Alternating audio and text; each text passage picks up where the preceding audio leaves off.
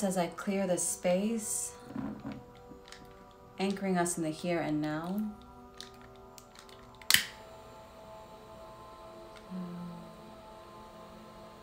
Lighting some Palo Santo first.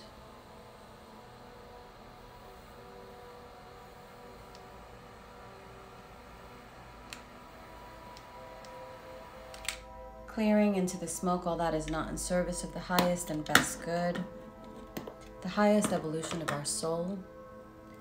Welcome. As I clear the space, setting the intention for awakening, for empowerment, for inspiration, for greater clarity on this Sunday. So see who joins us. Light some white sage as well. Wait another minute or so, see who else is gonna tune in to this live. So welcome for those that do not know me. My name is Aurea. I am an intuitive, a Reiki master, a spiritual mentor.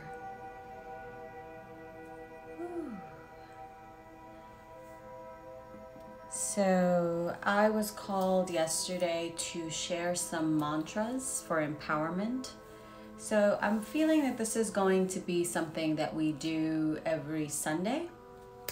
So a mantra is comes from the Sanskrit word. Sanskrit is an ancient Indian language. That is, a mantra is basically a phrase of empowerment. So kind of like if you say, I am empowered, I am abundant, that is a mantra. The reason why I actually prefer and I encourage people to use a mantra in a language like Sanskrit, which is a dead language, is because it actually, what it serves to do is it serves to transcend the mind, the limitation of your mental faculties, which the moment that you say I'm abundant, if you don't have however much money in the bank, your mind is automatically gonna click on and say, no, you don't. So when you say a mantra like the one I'm gonna teach you today, you basically circumvent that nagging voice in your head that would contradict your intention. So again, for those that are just joining me, my name is Aurea. I am an intuitive and a Reiki master, and I'm going to share with you an empowering mantra that you can go through your day and you can recite it. We're going to recite it together 108 times. This is what's called a mala, so it's basically a string of 108 beads, and the significance of 108 is there are 108 energetic centers in your physical body. There are also what is called in Buddhist and I believe Indian, a Vedic tradition, is also the 108 desires. So when you chant a mantra, like the one I'm going to show you 108 times, you're infusing every energetic center with the power of that mantra. So the mantra I'm sharing today is Adi Shakti. Shakti is the primal force of creation, and because she's the primal force of creation, she's a she. And it's not like a physical she in the way that in this world we view masculine and feminine as separate. It's a she in the energetic way, in the way that it's the feminine that actually gives birth to new creations, give birth to new life. So when we say the mantra Adi Shakti, what it actually translates to is the primal first creative power. So it's the primal first power of the universe, the force through which all is created. So it's a very powerful mantra for creativity, for breaking through your insecurities, for breaking through any kind of lethargy, anywhere you do not feel motivated, anywhere you do not feel empowered. So to restore your personal power, to embody your infinite capabilities as a creator being on this earthly plane, we recite this mantra.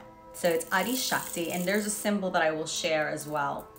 That it's a very beautiful symbol. I wish I could show it to you. Actually, can I show it to you? Yeah, that's it. Here we go. That's the symbol of Adi Shakti.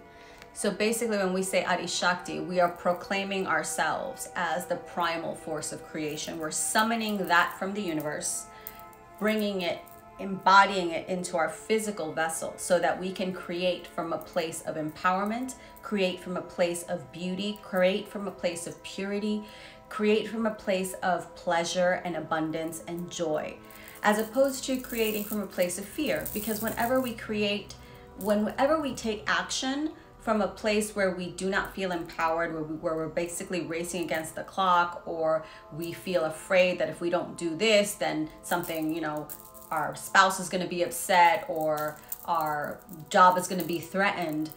This purity with approaching your creation really is what empowers you to actually achieve your goals. So like I mentioned, the mantra is called Adi Shakti. The longer version of the mantra is, I will say it in its phrases, and then I will translate it. So it's Adi Shakti, Adi Shakti, Adi Shakti, Namo, Namo. Namo is the Sanskrit too. All right, you're gonna get blocked.